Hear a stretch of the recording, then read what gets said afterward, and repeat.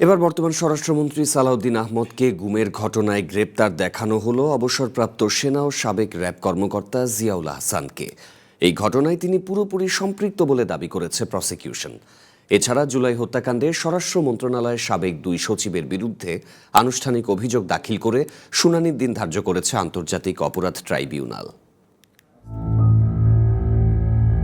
2015 সালে আওয়ামী লীগ শাসনামলে রাজধানীর উত্তরার বাসা থেকে আইনশৃঙ্খলা বাহিনীর পরিচয় তুলে নিয়ে যাওয়া হয় তৎকালীন বিএনপির যুগ্ম মহাসচিব সালাউদ্দিন আহমেদকে।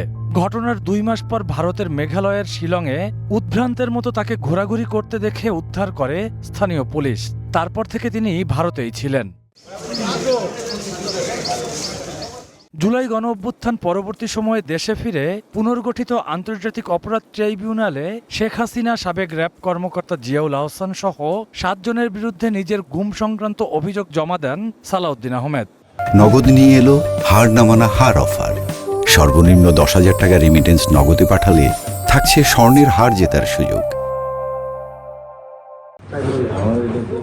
সেই মামলায় বৃহস্পতিবার সাবেক র্যাব কর্মকর্তা জিয়াউল আহসানকে গ্রেপ্তার দেখিয়ে কারাগারে পাঠানোর নির্দেশ দিয়েছে tribunal.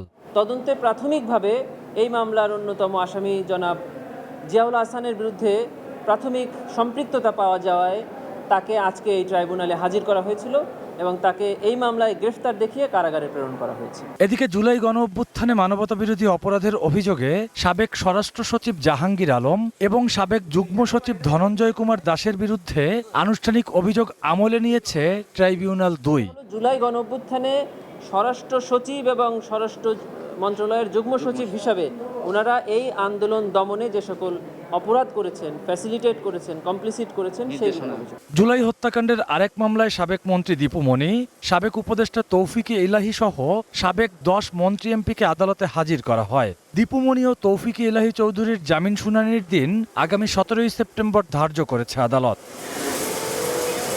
Rakibul Rahat, one news, Dhaka.